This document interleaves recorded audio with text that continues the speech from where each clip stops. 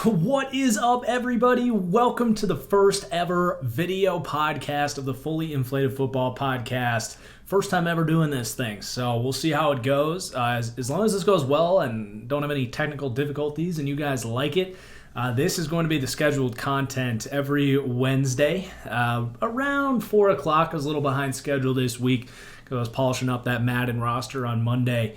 But yeah, let me know in the comments down below what you guys think. And of course, guys, if you didn't know I had a podcast, I do. It's this podcast, the Fully Inflated Football Podcast. You can get it on all of your podcasting services, Spotify, iTunes, whatever it is.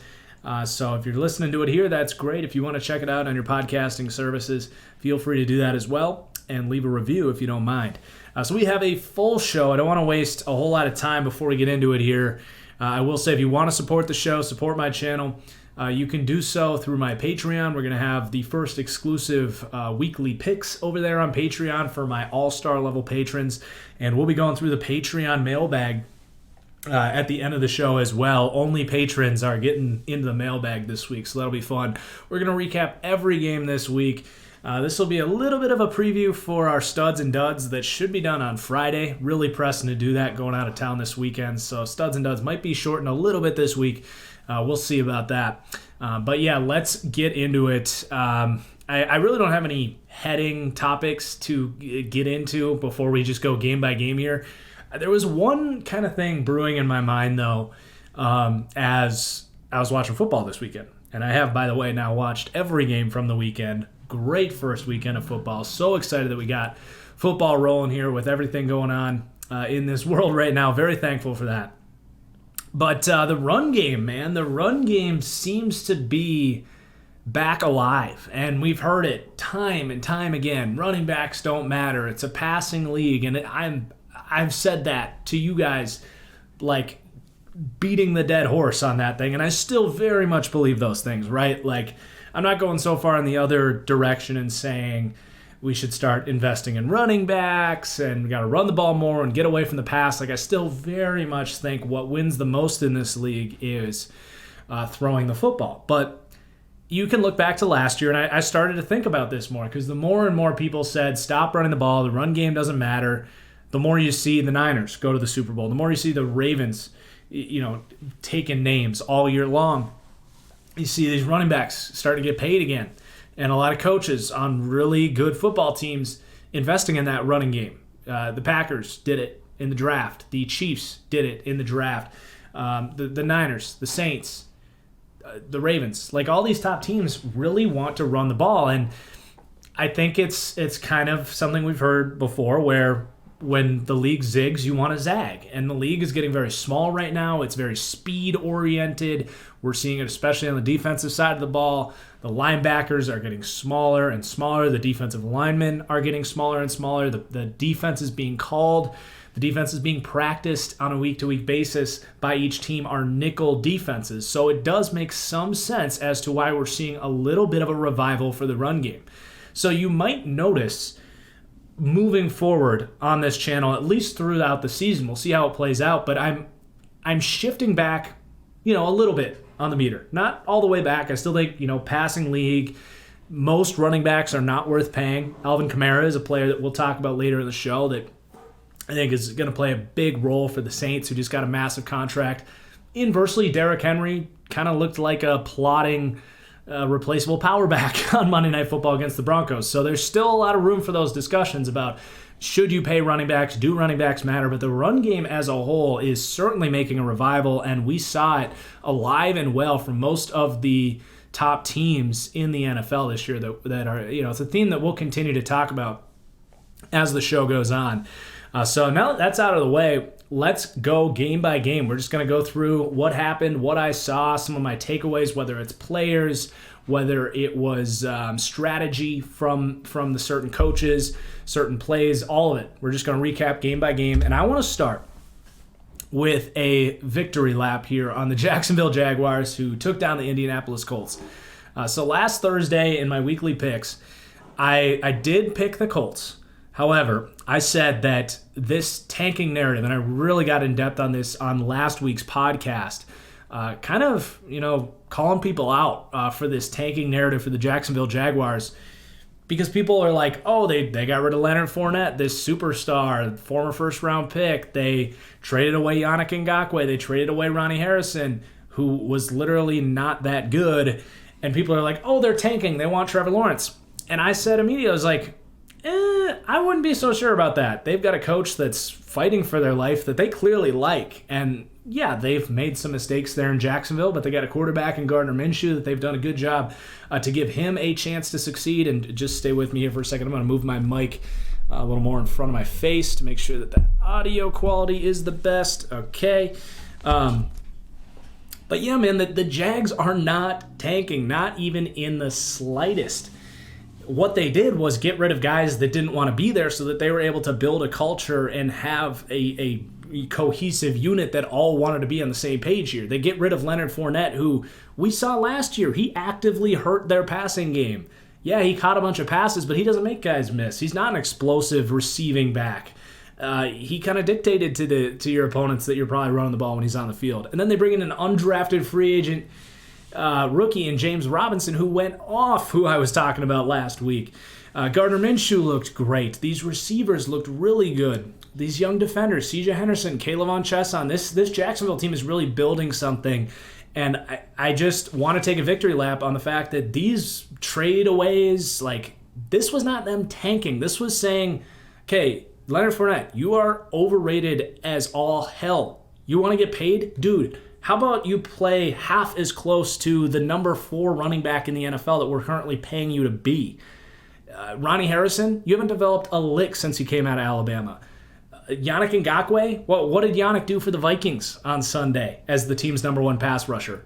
Nothing. The Jags were like, look, guys, you might have this superstar resume, but you don't do anything for us. If you don't want to be here, fine, we'll get rid of you. But we're not tanking here, and it was really fun to watch. I mean, it's funny how the league changes. 2 years ago, I was all in on, like, Jags are going to regress. I took a lot of flack after they went to the AFC Championship, and I ranked them 23rd in my power rankings heading into that year. Took a lot of flack for that. And people thought I was a Jags hater. And it's fun to see the things kind of flip around. And now all of a sudden, I'm like, do I buy a Gardner Minshew jersey? So the Jags looked really good. Offensively, I love what Jay Gruden did in there. Short to intermediate passing game. You know, Gardner Minshew can take those chances downfield, and he will with DJ Chark. But because of his physical traits, that's never really going to be his game, right? His best case scenario is what we saw on Sunday, dissecting zone defenses, accurate in the short to intermediate passing game, letting guys like Laviska Shenault show off a catch and run, letting that run game live through a guy like James Robinson because he has the mobility to be a threat on play action as well. So I'm really impressed with Gardner Minshew and the Jags as a whole. Now, is it going to be sustainable for the course of the year?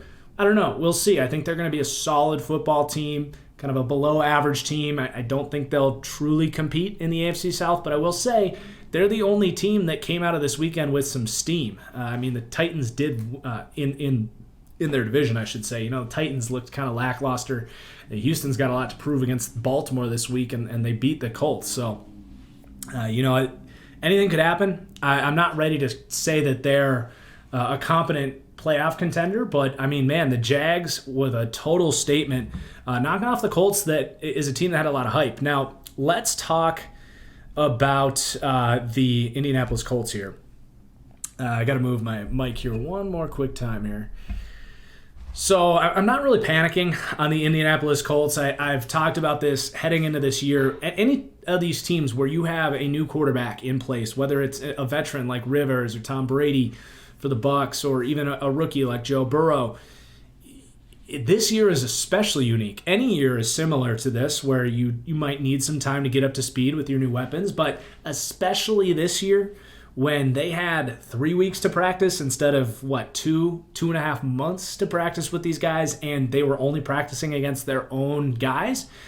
So Phillip Rivers does have a lot of room to grow here. I think that we saw some great flashes. It was good to see Paris Campbell get out there, running some good routes, making some tough catches. That was kind of the question mark about him. We have no questions on if Paris Campbell can be a playmaker with the ball in his hands, but can they get the ball in his hands downfield? And it looks like they're going to be able to do that, which is big for them.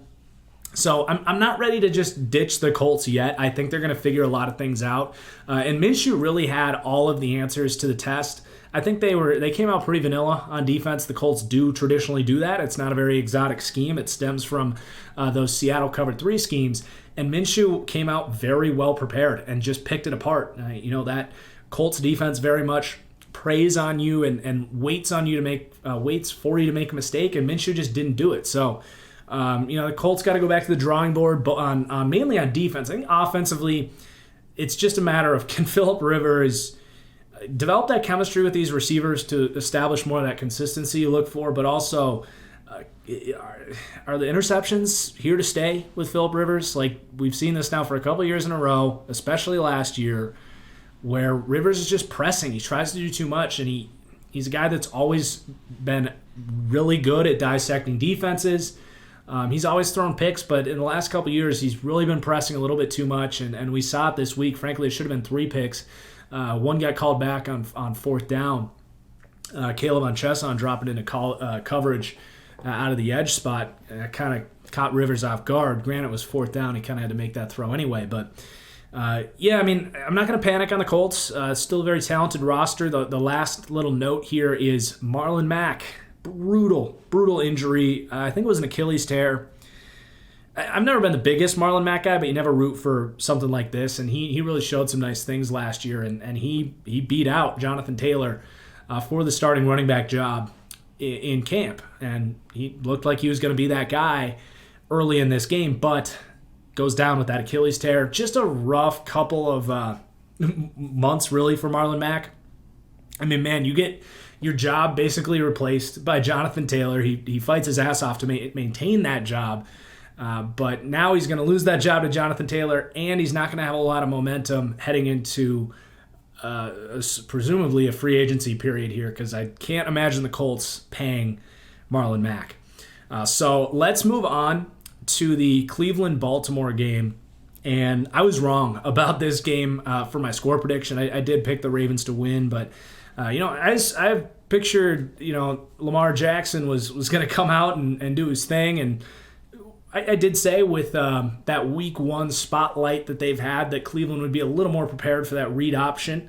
And I think they were. They did a good job of keeping Lamar inside, but what Lamar did was really what we're looking to see, right? Prove everyone wrong that he can hang in the pocket, throw the ball downfield, and my God, he was just unconscious. So, hats off to Lamar Jackson, wins AFC Offensive Player of the Week, well-deserved.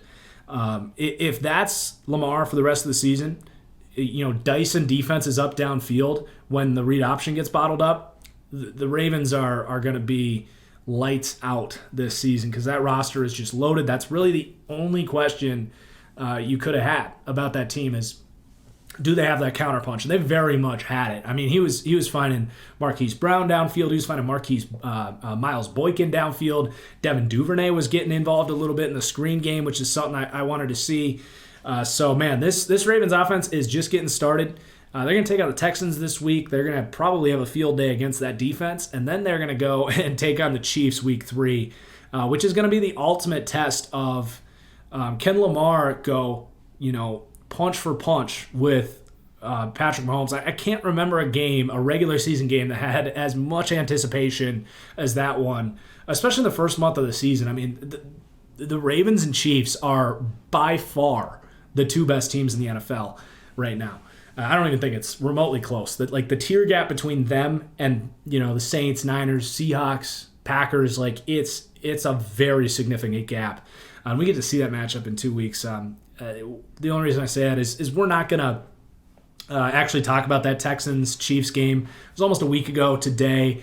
I talked about a little bit in my power rankings, and that game kind of looked like I think most of us expected.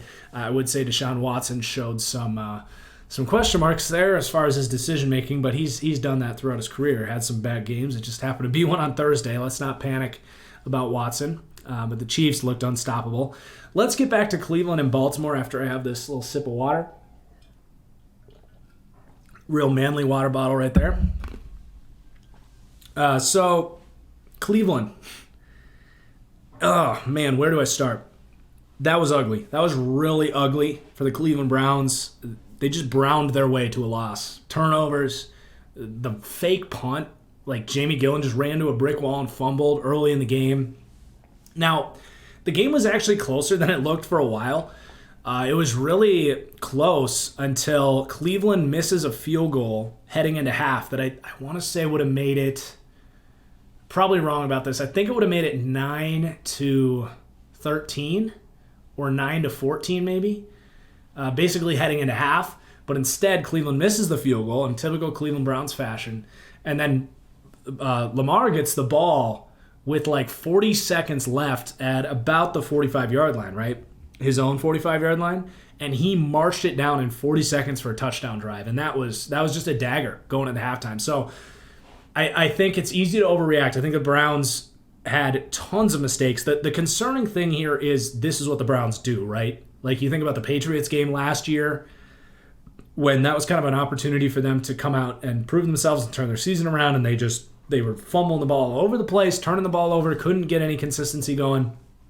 Another big game here. Cleveland, opportunity to come out and beat Baltimore. They match up, I don't want to say well against Baltimore, but they have some talent there to turn this thing around, and they just drop the ball. So they're going to play tomorrow against the Bengals, and again, like I don't really know what to expect from that one. I'm not going to preview that game in this podcast. I just don't think we're going to have time. But we got some real concerns about Cleveland. Baker was probably not as bad as originally feared. Like the red zone Baker, like the NFL red zone when you just see the highlights. I thought going into that game I was going to be really worried about Baker Mayfield. I honestly wasn't. Like the one thing with Baker that I've been saying since his rookie season is he really struggles with being over-aggressive over the middle of the field, and it bit him in the ass this game. Tip balls underneath, several of them, I don't know how many interceptions Baker ended up having, but the ball was getting tipped underneath a lot by D linemen dropping into coverage, Calais Campbell, linebackers dropping into coverage, Marcus Peters jumping routes. He has been figured out by the NFL. I think that much is very clear. This is what he did at Oklahoma. He threw the ball hard, heavy, and often over the middle of the field into the second level of the defense. And when you watch a lot of Baker Mayfield and you spend all week preparing, those concepts can only go so far until the defense starts to jump those things and get their hands up and drop quickly into the second level. And Baker just doesn't always, feel those things out and avoid the risk that is involved in throwing over the middle of the field. So Baker has some stuff to work out, but in general, I mean, his pocket movement was pretty solid. His ball placement was pretty good. That arm talent is still exceptional. Like he has all the traits. It's just some of his tendencies he's gotta weed out and put some more. What's the word I'm looking for? Life variables. Like I'm struggling to think of the word, but you know what I'm saying. He needs more tools in his quarterback tool belt, basically. The only really positive takeaway for the Cleveland Browns was Larry Ogunjobi. This is a player that I've never been particularly high on. He's a guy that people that follow the NFL closely kind of know who he is. He's a player that's kind of thrown in with the list of talented players for the Cleveland Browns. He had a really good rookie season. I want to say he was a third-round pick or maybe a fifth-round pick like 4 or 5 years ago. I think it was 4 years ago because this is his rookie contract. And he just hasn't really lived up to his rookie season. But I'm almost positive this is a contract year for him. And he was a beast up in the middle. And you need one of those guys if you're going to beat the Baltimore Ravens, because really the trick to containing the read option is you need multiple guys on the edge to stay put for Lamar. And what that means is the Ravens are going to hand the ball off up the middle. So you need a guy like Larry Ogunjobi to split a double team and make stops in the backfield. And he was able to do that. He looked strong. He was getting off the ball faster than I remember, really making plays in the backfield. So good for Larry Ogunjobi. That could be a big boost for Cleveland. That interior defensive line, probably my second biggest worry about that defense behind the linebacking group. That wasn't particularly great this week, but good to see someone step up. Sheldon Richardson's a good pass rusher in there, but not much of a run defender. So if they can get some toughness there from Larry Ogunjobi, they could be all right. He's going to have a good matchup this week against Cincinnati. So keep an eye on Larry. Let's move on to the next game here. I want to talk about Green Bay at Minnesota here. I'm going to need a sip of water here because this is a big one. So this was one big middle finger to the world from Green Bay and Aaron Rodgers. On Green Bay's side, people have been writing this team off, picking the Lions to win the division, picking the Vikings to win the division, saying this team was an 8-8 team last year that just got lucky. All of it. Making fun of their draft. I made fun of their draft. I did not think it was a particularly good draft. But just because you have a bad draft does not mean you got worse. Green Bay has this draft and develop philosophy. They have guys in place that they're banking on stepping up, and that's what they do. And what we saw on Sunday was a lot of these guys stepping up, particularly in the receiving room, some of these offensive linemen stepping up, and even in the secondary, guys like Kevin King I thought had a pretty good game. So this was a giant middle finger to the world from Green Bay, and a giant middle finger to the world from, and really to his own organization from Aaron Rodgers. A lot of people are talking about when they drafted Jordan Love, like, is this going to be motivation for Aaron Rodgers that he kind of needs? And honestly, I kind of buy into that. Like, he looked, you could tell from the first couple of drives, like he just had a little bit more sharpness to him. He was just whipping the ball around, throwing those out routes in the short game, those 10, 15 yards outs. He actually kind of struggled with those last year. He would not short arm, but he would just land them short a lot last year. And that was fair criticism of Aaron Rodgers last year. But here in week one, that ball was coming out quick. It was coming out fast. His reads were sharp. That's always such a criticism of Aaron Rodgers, right? He holds on to the ball so much. And then you mix in this play-action, vertical hitting offense, which is really built perfectly for Aaron Rodgers' skill set. And my God, did he look dangerous off of play-action. For one, play-action in its own does a great job of buying time for the quarterback. Lots of reasons for that. You're moving the defensive linemen. You're eliminating their traditional, getting off the ball, getting upfield. You're just moving the pockets and changing the way defensive linemen think. You're baiting the linebackers in too, so guys are getting open more downfield. But there's so many reasons why the pass protection in Green Bay this year is going to be deadly. For one, this is something I talked about in last week's podcast. This is going to be another kind of toot moment for me. The hard count, dude. Like I said, this was going to be a major advantage for teams with veteran quarterbacks and quarterbacks that know how to use the hard count, most notably Aaron Rodgers, who is infamous for this, right? Coming up, going hot, and then they jump, and then you get that free play because they practice this. They practice so many teams when you get guys off sides, the center won't snap the ball, or the quarterback will just stand there like, Not in Green Bay. In Green Bay, they've been doing this for 8+ years, since Aaron Rodgers got there. Someone jumps, that ball's coming out, and everyone's going. I don't know why more teams haven't caught up to that, but that is a massive advantage that Green Bay has this year, and I said that in my podcast two podcasts ago, that's an underrated advantage for Green Bay when you don't have fans in these stadiums. You think he's going to be able to do that 3 times against Minnesota if it's got 80,000 screaming fans? No way.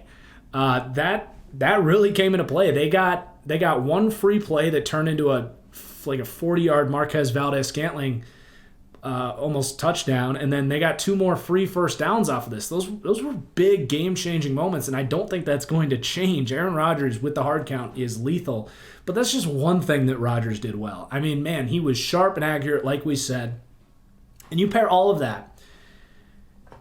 I can't really say enough here. I got to go back to the hard count thing for one more second, because I'm not done talking about how much time he had to throw this week. And part of that was Minnesota's pass rush was neutered with Danielle Hunter out, but they did have Yannick Ngakoue, who could not get after Aaron Rodgers at all.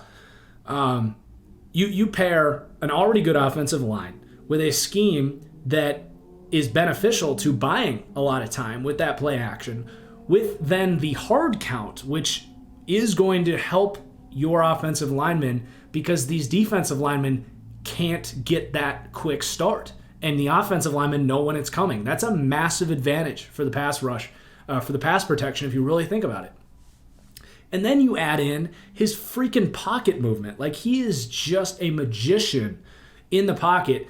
He does this better than anyone I've ever watched, where he'll drop back, the edges come wide, he'll step up, and then those edges go, oh crap, we got to come back upfield and contain and make sure he doesn't get out of the pocket. And then he dips back again. And by that point, the angle is so beneficial to those offensive linemen that they just got to square up and hold on. And there was a couple plays where Aaron Rodgers had 6, 7, 8 seconds to throw. And man, that is just lethal. The only question is, can Marquez mother-freaking Scantling catch the ball? That's the only question. If he can just hit the jugs all week and just not have these brutal drops that have plagued Marquez Valdez-Scantling's career, who's, runs a 4.37 40, he can get open. That's never been a problem for Scantling. It's just, God, he can't catch the freaking football. What a roller coaster that was with Scantling, who overall looked pretty good, but the drops, he had a critical drop on a slant on 3rd and 6 that led to a punt or a turnover, depending how you want to look at it. And he had a brutal drop on a deep crossing route. Aaron Rodgers just uncorked a beautiful, filthy 40, 50, I don't even know how long it was, but it was on one of those long developing play actions where he bought the time and just hit him in stride 50 yards downfield. The arm strength is clearly still there for Aaron Rodgers.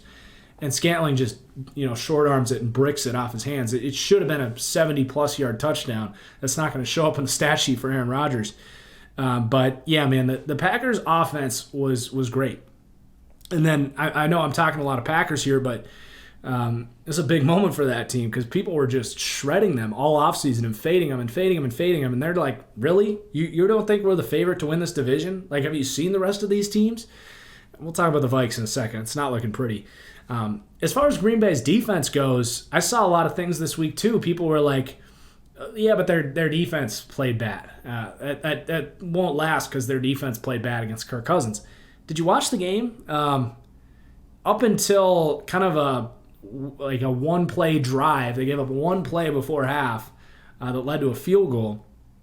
But up until 45 seconds left in the first half, they held the Vikings to 7 points. They were getting after Kirk Cousins. The secondary was playing well. These linebackers looked like a massive upgrade to Blake Martinez.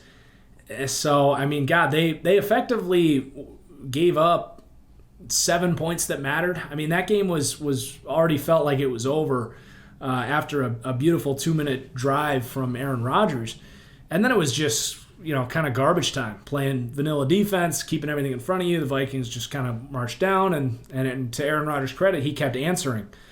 But no, I'm not worried about Green Bay's defense. That's a big reason they were able to win 13 games last year. They closed a lot of games. They made plays when it mattered. They have one of the best pass rushes in the league. And an underrated fact, too, is Kenny Clark left the game in the first quarter, which opened up the middle of the defensive line for Minnesota. So huge win for Green Bay. Kind of a middle finger to everyone that doubted them. They're clearly not one of those tier 1 teams. They're not there with the Chiefs, with the Ravens, but they very much are in the discussion for one of the better teams, a top 5 team in the NFL.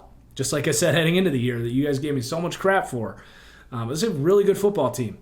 Even if they aren't, a Super Bowl favorite, that's fine. But I think people were way overreacting to them being such an overrated 13-win team. And you actually watch this team, and it actually makes a lot of sense why they're able to win a lot of football games. So let's talk about Minnesota. I'm really worried about this team. If two big ifs here.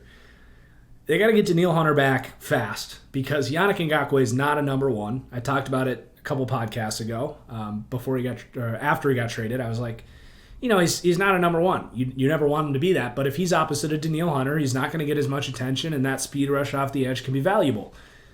Okay, but Danielle Hunter's not out there, and he did attract a lot of attention, and he didn't do anything. And that is who Yannick Ngakoue is going to be. And if he plays like that, and if Danielle Hunter doesn't get back quickly, I don't think the Vikings are going to give him a contract extension, to be honest. This Hunter injury is weird. I don't have all the details, but he was kind of a surprising late add to the IR. He didn't practice a whole lot. We'll see. I think he probably will be back week 4, week 5, but that's a major if. And when he comes back, is he going to be the same guy? What kind of injury are we talking about here? So that's really concerning to begin with, especially when you have these young corners. I mean, they got just picked apart by Green Bay's receivers, who played pretty well. But that defense, man, that offense is not good enough to carry if that defense is not going to be good. And it really could be one of the bottom 12 defenses in the league just because of the roster talent. Like Zimmer's great, but there's only so much he can do when your D-line is quite possibly the worst in the league right now. So I'm worried about that team. Kirk Cousins was fine. He was Kirk Cousins. He needs help. He didn't have the amount of help that he needed to score the points that he needed to win that game. But I think the Vikings are going to be a average to below average team until they can get both Danielle Hunter back 100% and these young rookie corners to figure things out. And that's asking a lot here in a short amount of time. So Vikes are in trouble. This might be an overreaction, but if they finish last in the division, I'm not going to sit here and predict that right now, but I'm certainly not going to be surprised if it happens. All right. Let's talk about Philly and Washington. We're at the 30-minute mark, so we're doing okay. Might pick up the pace a little bit here. So the Philadelphia Eagles decimated by injuries. And people are tired of hearing about it, but it's true. I mean, you lose heading into the season. They had lost their all-pro right guard, Brandon Brooks, their first round not even developmental, just ready to go left tackle, Andre Dillard, who I really liked, who they clearly really liked. They were prepared to let Jason Peters go and start Dillard. They lost him. And then on the defensive line, you lose Derek Barnett. You lose your running back in Miles Sanders. Some of these receivers were banged up. No Alshon Jeffrey in this game. And then defensively, they were out, like I said, Derek Barnett. And during the game, Brandon Graham got hurt. They were just losing guys left and right, and they are not the team that they want to be right now. That said, they should have won this game. And it was crazy to see the scripts flipped at halftime. Really, not even fully halftime, like the 2-minute warning heading into halftime. Eagles are up 17-0, fully in control. Wentz looked great. I was getting ready to say, all right, when I do the podcast this week, we're going to talk up Carson Wentz about how he's carrying this team with all these injuries coming out against a great pass rush without his offensive linemen. He was on fire. He was unstoppable. And then it was Dwayne Haskins and Carson Wentz flipped because Haskins was awful for the first half. And all of a sudden, Haskins was sharp and accurate, mostly accurate. I got some questions about Haskins' accuracy, but at least in this game, not long term. But Wentz was legitimately terrible in the second half, missing receivers, forcing balls into coverage that got picked, late to throw the ball, holding on to the ball, taking bad sacks, getting sacked out of field goal range. That was bad. That second half of that game was potentially some of the worst quarterbacking we will see all year. And I don't say that lightly. And you guys know I love Carson Wentz, but my God, that was concerning. And if he was just half as bad or half better than he was, they would have won that game. But he was so bad that he just kept letting Washington get chances, getting short fields, and they inevitably came back. Now, credit to Washington's pass rush. They played well. They rallied for head coach Ron Rivera, which I love to see. I mean, that's cool. The whole, Ron Rivera isn't giving up on cancer, right? So why should we as a team give up and fold at halftime down 17? They kept fighting. This is a new Washington team with a new energy, and you could feel it. And Dwayne Haskins was not bad over the course of the game. There were some moments of, with Dwayne Haskins. Never any, oh my God, that was really bad moments. Just kind of, all right, he missed that throw here. He actually missed a lot of throws in this game. And just some moments of he's not the best play extender. He did show some good mobility on some longer runs. But in the second half, he was decisive. He was mostly accurate. He was tough. He had some tough runs that I think the team rallied around, but they did a good job running the ball. They mixed in all these different running backs, and they just kind of persevered for this win. And I want to give Washington some credit, but I think this was much more about the Eagles losing this game and Carson Wentz playing like a trash can in the second half. I think he'll turn it around, but man, that was crazy. He was looking like an MVP candidate in the first 15 plus 28 minutes of the game, and then whoop, terrible. So weird game from the Eagles. They got to get healthy, and they got to figure this thing out. I know they can, but I mean, they are certainly not looking like they're far from the best team in that division right now. Luckily, the Giants you can act like they don't exist, but I mean, Washington looks tough, and Dallas is going to be tough. It, to me, feels like it's going to be another scrappy 8-9 wins the NFC East yet again. Can the Eagles be that team that does it again this year? They got a lot to figure out. Let's just say that. So there's your Eagles, Washington professional football team. Oh, last thing, I kind of dig the Washington football team brand. I'm kind of behind it. Like, if they stick with it, I'm cool with it. I'm with it. All right, Dolphins, Patriots. I'm sorry, I just don't have much to say. This looked exactly like I expected. I think my prediction for this game was 20-14, and what was the final score? 21-11. Just stagnant Dolphins team that can make some big plays. We know what Fitzpatrick is. He's going to dance around. He's going to make some vertical throws. He's going to make some stupid throws. He's going to throw picks over the middle of the field. He's going to take sacks he shouldn't take. And the Patriots offense looked almost exactly like I expected. I liked that they got Cam Newton's running game going, getting him involved in the read options and naked bootlegs and design runs for him. Really good idea, because while he has that short to intermediate pre-snap and post-snap processor, he's relatively accurate within 10 yards of the line of scrimmage. He even has some good zip on his ball. I've been very critical of his arm strength. But that's mostly downfield, which still showed up in this game. He still has some good zip in the short game. That's what the Patriots offense is going to be, man. This is a team that I think needs to win games like this. They're going to need this defense to play like this against better competition, because you can't play the Dolphins every week. They play the Seahawks this week, and it's going to be a telling... I don't really know what to say about the Patriots, because I know that as the year goes on, Bill Belichick will improve his defense. He's proved that for 20 years, right? So if they come out and get lit up by the Seahawks, they give up 35 points, and Cam Newton can only score 20, I'm not going to say that they're done, because I know Bill Belichick will figure out that defense as the year goes on. But I would be worried about that happening, right? Because I don't think Cam Newton is going to come up and put up even remotely close to consistently 24-plus points. This is what they want to do. They want to eat that clock. They want to get 4 or 5 yards of play at best, run the ball, throw slants, hope for N'Keal Harry and Edelman to create after the catch, and that's really all they are. This could be the lowest ceiling offense in the NFL this year. Maybe not the lowest floor. I think they have a good kind of idea going here, a kind of script for how they can win games, and I think it will work against a lot of teams. They get to play the Jets twice. I imagine this will work against them. They get to play the Bills. This kind of game script could work against the Bills. Force some turnovers on Josh Allen. It could be enough to win them division. Are they going to compete with the Chiefs and the Ravens with this offense?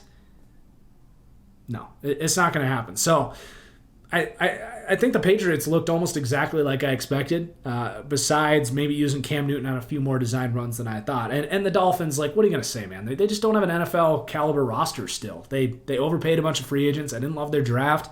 They're not playing their young quarterback. They have a receiver. They don't have a good running game. Their offensive line is still terrible. Defensively, they don't have a pass rush. They got some good corners. That's about it.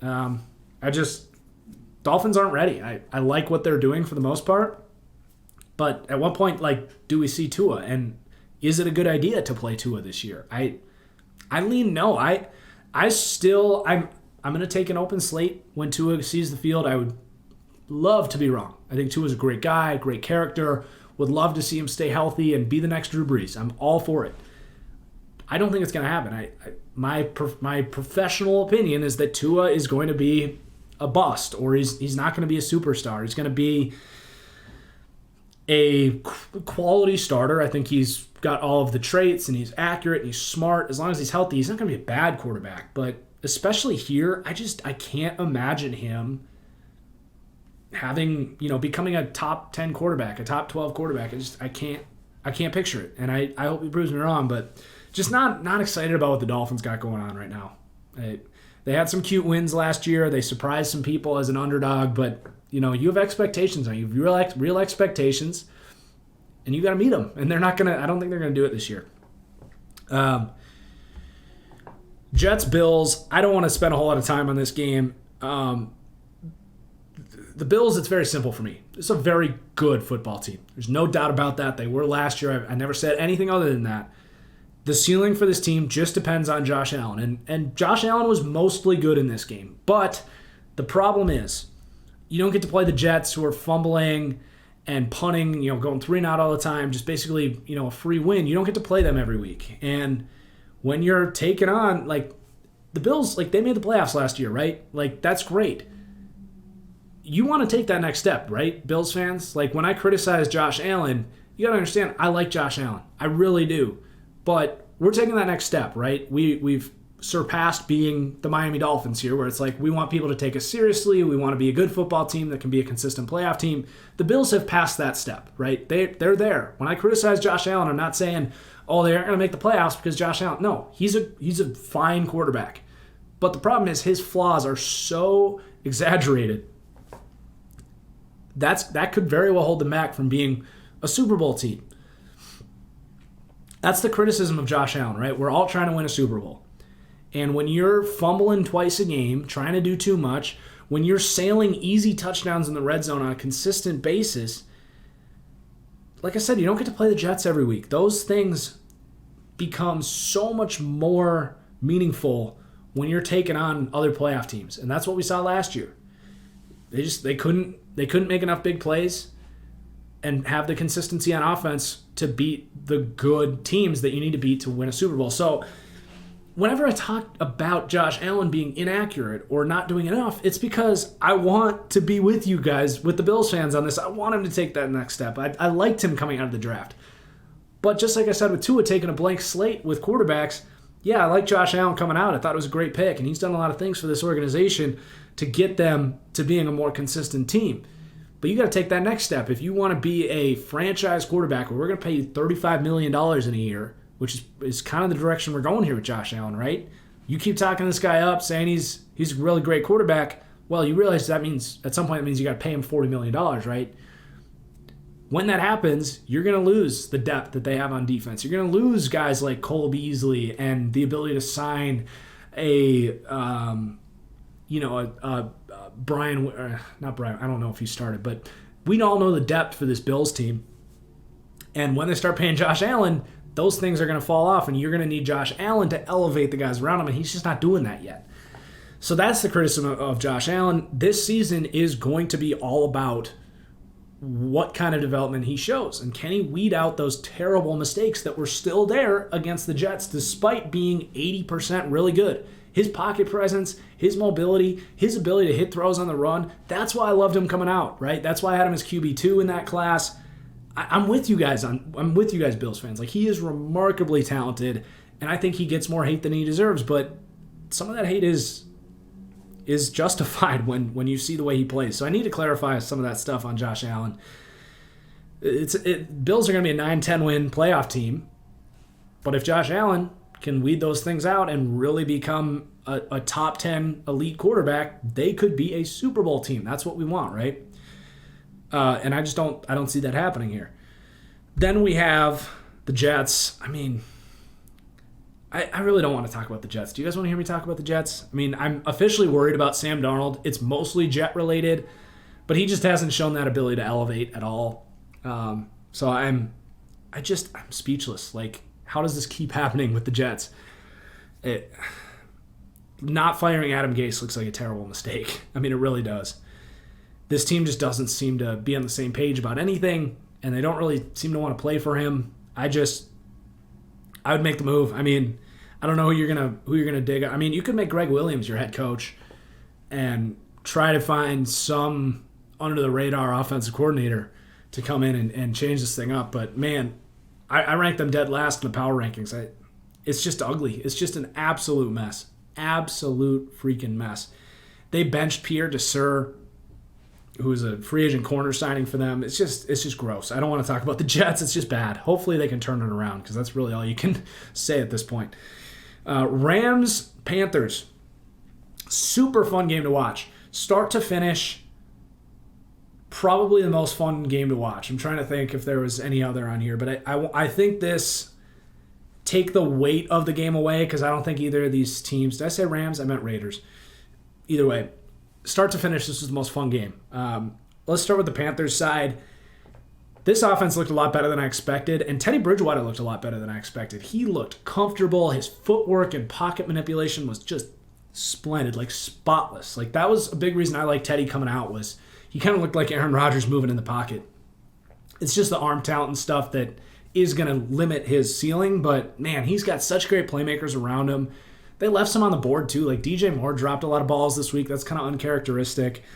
But yeah, man, the Panthers are a really good offense. And I tweeted this out, but these two teams are like the same team. Kind of nice, short to intermediate passing game, well executed, good playmakers that can do stuff with the ball in their hands, and then no defense. Like that's really what this game is all about. But it was fun to watch. It was fun to see really both these quarterbacks. You know, Carr and Bridgewater looked really good this week. Really accurate, decisive, everything you want to see in a quarterback. That said, both these guys are going up against terrible defenses. So good for the Panthers. I think they're going to compete. I think they're going to win some games because they're going to have the better offense. Not every week, but I mean, where would we say? They're like the 18th to 22nd best offense? That's kind of how it feels right now. The offensive line played well. The Russell Okung trade looks like a win for the Panthers right now. With Trey Turner not playing in LA right now. And he played great, both him and the other tackle that they have there. What's his name? Taylor Moton. Who, did they extend him? You guys are going to have to let me know in the comments if they extended Taylor Moton. But one of the up and rising tackles in the league. Played well. Paradise in there at center. They had a good offensive line, really good receivers. Fun to watch Teddy Bridgewater like have his team again. Like when he was on the Vikings, it was his team, but it wasn't much of a team. Like that team was disastrous. Good to see him out there. He's moving pretty well. I'm all about Teddy Bridgewater having this success. He's making a ton of money. He's going to score a lot of points. They're not going to win a lot of games, but they're a fun team to watch. And I talked about it back in the draft that this Panthers team, I misspoke on Matt Rule being an offensive-minded guy. He's more of a defensive-minded guy, but I'm buying into David Tepper as an owner, Matt Rule as a coach, really building things here. And I think Teddy Bridgewater is the perfect guy to establish a nice foundation. And I'm just continuing to be really in on this Panthers team. If they end up with, I don't think they're going to be bad enough for Trevor Lawrence, but let's say they end up with a great example would be Trey Lance. And I still don't know exactly where I come in on Trey Lance. I know that I'm not particularly high on Justin Fields. Well, that's a topic that we don't need to get into here. But if they ended up with a developmental year for a guy like Trey Lance, who it sounds like is not going to play this year for North Dakota State, but what if they had the 7th or 8th pick and they took Trey Lance and they sat him for a year, maybe even 2 behind Teddy Bridgewater, and then really hit the ground running as this young defense builds? Like this team has a plan, and I would love to see them do that.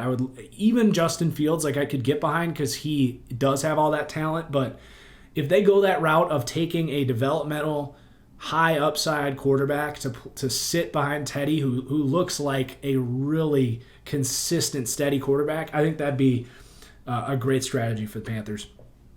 And then for the Raiders, I talked about it in the power rankings a little bit, but I was a little low on this team. I knew I liked the offense, right? I think what I did was I did underrate how good Ruggs and how much Derek Carr was going to use Ruggs because he's just such a check down, safety, short to intermediate guy. I think that's probably what I was underrating here was how much of an impact Henry Ruggs would have in opening up the field for Derek Carr. And I honestly think it was such a benefit for them to get this Panthers defense week 1, because now Carr can get those wheels turning a little bit, right? Like, he's seen it now, and I think playing against the Panthers defense that had corners injured and no pass rush, that's going to help open things up for the season for Derek Carr. And they have a big game this week against the Saints. And I haven't thought enough about it, but I think they're giving the Raiders 6 points. Saints offense didn't look that good. Michael Thomas is out.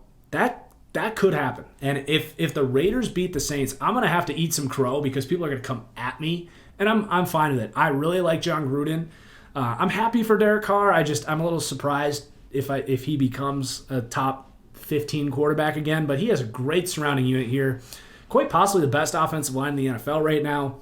But that said, the Raiders defense, so bad. Just like I said. I think I said in the deep dive that they were the worst defense in the NFL. I think that could very well hold up. It was either them or the Panthers. So you don't want to overreact because these defenses really are bad. Max Crosby, 1 pressure on 32 pass rush snaps. Hate to see it. I'm sorry, Raiders fans. He's not Nick Bosa. He's, to me, a rotational third that this team is leaning on to be their number 1. And God, Robbie Anderson took Damon Arnett, their first-round rookie corner that I thought was a 3rd to a 4th-round prospect. Robbie Anderson took his lunch on a double move. I'm not going to sell Damon Arnett or anything. There's a lot of people that really like Damon Arnett, whose opinions I respect, so I will take that into effect. But not a great start for Damon Arnett in this defense. That I think when I bring up the Saints, it's more about like we'll talk about the Saints in a little bit. I don't know about the Saints. They got a kind of a weird vibe right now. All right, so why don't we do that? Let's just transition to that Tampa Bay New Orleans game while we're on the topic. So let's start with the Saints. For starters, Michael Thomas is out, high ankle sprain. He's going to miss 4 or 5 weeks, I think. That's big. I mean, this offense, you could see it. It is all short passes. Like, if you looked at the heat map, it's all like within 5 yards of the line of scrimmage with a couple scattered throws. And, Breeze can still throw relatively accurate down the sideline when guys are one-on-one. But where you really see that lack of arm strength, and I think it's the reason that this offense is built this way, because they see it on a day-to-day thing in practice with Drew Brees, the out routes. Throwing kind of across your body. Like when you're throwing on the sideline, like you can really step into that thing, but when you're throwing those out routes, it's a little bit harder to get that power from your hips. When you're throwing within the intermediate game, he was short on all of those throws. And if you aren't afraid of that sort of hole in the defense behind the flats, but underneath any sort of deep coverage from the safeties, and even then Drew Brees isn't going to fire it down the sideline, you're going to see his defenses creep up and up and up and up. You take Michael Thomas away, who's not going to be able to be that elite weapon in short areas. That's why Thomas has been so good here, because that's where that offense operates. But if it's in a short area, if he's got to shrug off a corner and brace for a safety coming down and nail him, like he's still going to catch that thing and hang on. That's going to really hurt this Saints offense. So I don't know if the Raiders defense is the defense to stop that, but they honestly, this comes back to what I said to open the episode. They need Alvin Kamara big time, and that's saying a lot. They need him to consistently make guys miss in the passing game, consistently hit those holes and create chunk runs, because right now they got to bring in freaking Taysom Hill to take vertical shots. Like that's how they're keeping defenses honest, is they're bringing in Taysom Hill and running Wildcat with designed deep routes. It's just not a part of their offense. I think they threw the ball more than 15 yards like twice. And both the times I think it was to Jared Cook. So, man, it could just be 1 week. We've said this about Drew Brees before, but that's usually late in the season. And it was a big win, obviously beating the Bucs, but it was mostly that defense. Like, if it weren't for a pick six from Janoris Jenkins and what was it, a fumbled kick return from Tampa Bay that set up another touchdown, that's 14 points. What was the final score? 33-24 or something like that. This was a really close game if it weren't for those two plays. So I don't know. I have a lot of hesitation on the Saints, especially with Michael Thomas out. They'll probably come out and beat the Raiders on Sunday and make us forget about that pretty quickly, but something to keep an eye on for sure. And then I don't want to say like I'm selling the Saints, by the way, too. Like, that defense, they created a pick six for the reason. Like, they're a really great defense, but they're a defensive-minded team that's going to rely on catch and run, basically on horizontal passes to move the ball.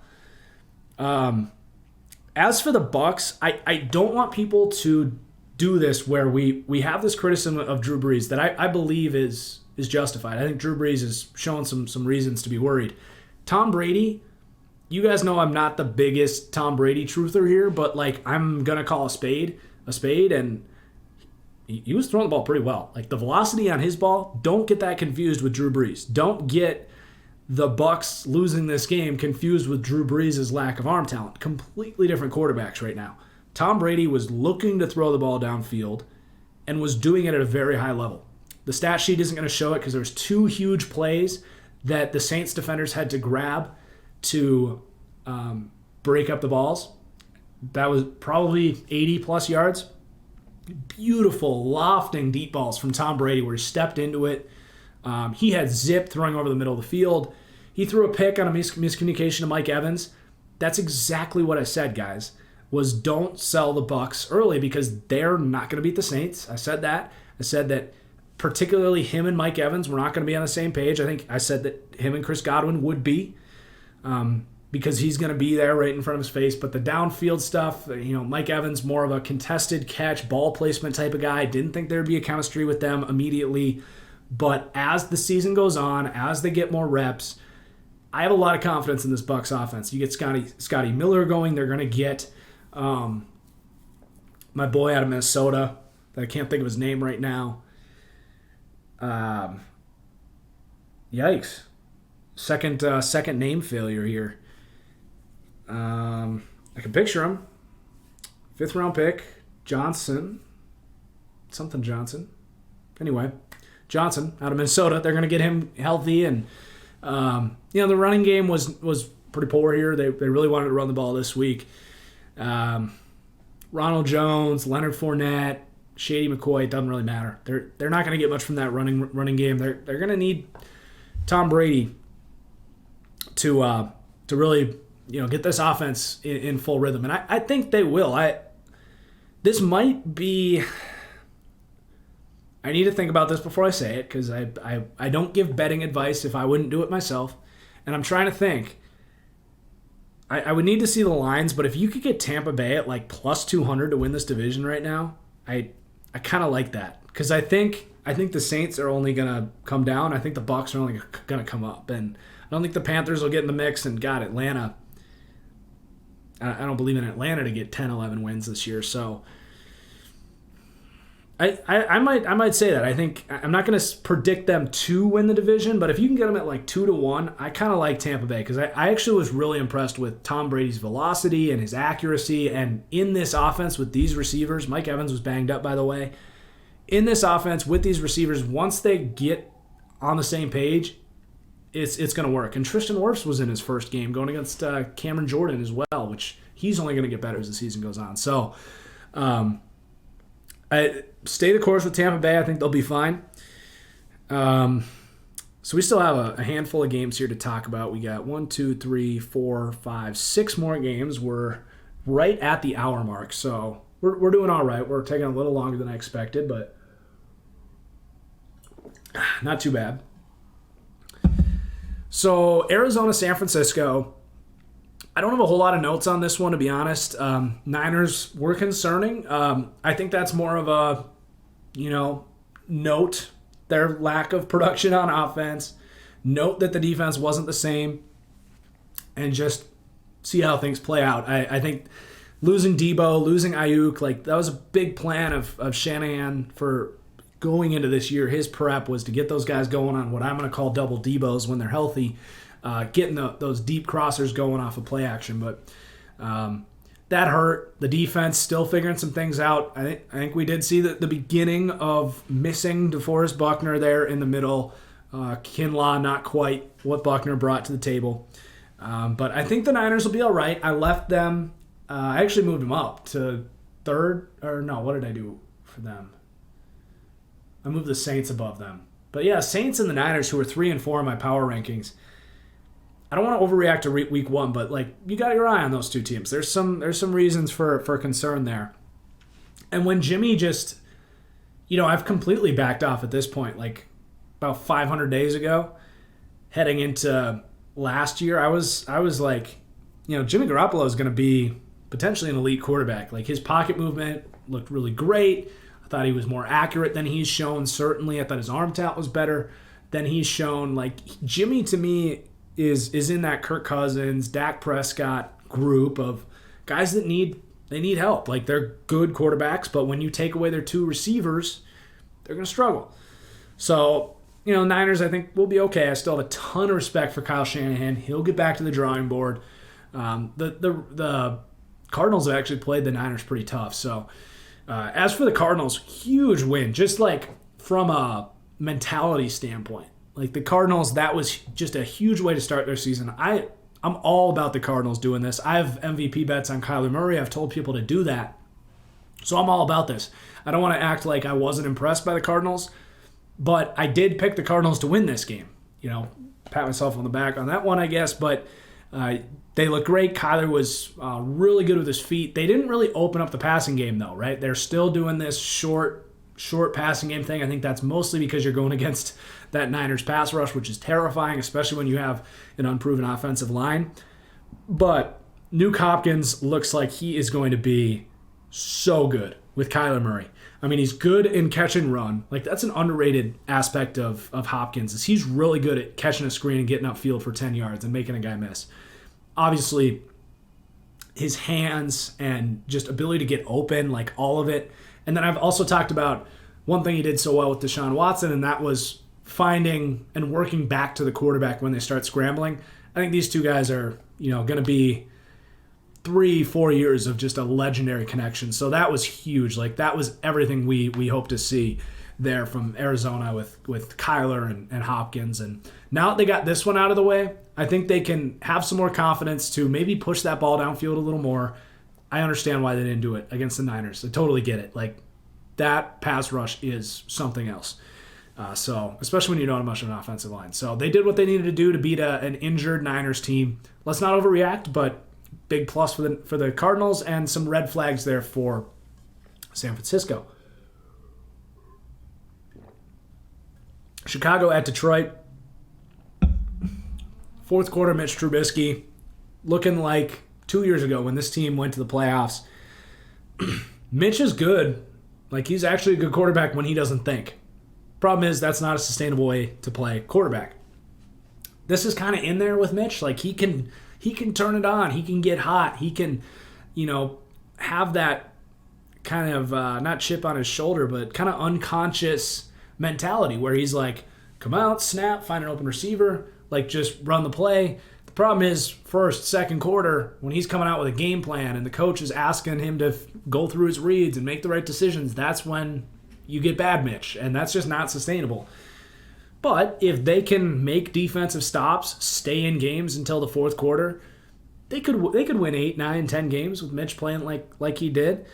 I would lean more towards this is a team that'd be better suited to have Nick Foles out there who can provide some more of that first half consistency. Then you can get your defense going. You can potentially have some more extended drives, less 3-and-outs, run the ball better.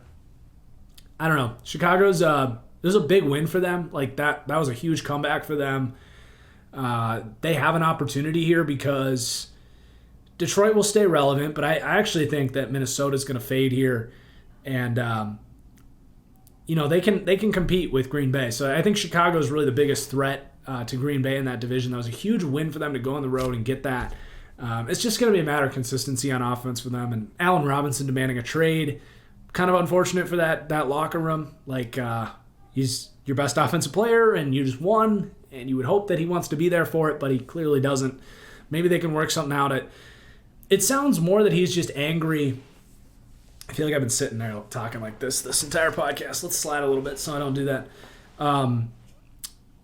It's more about, like, he's seeing all these receivers getting paid. He's seeing DeAndre Hopkins, who was in the middle of his contract.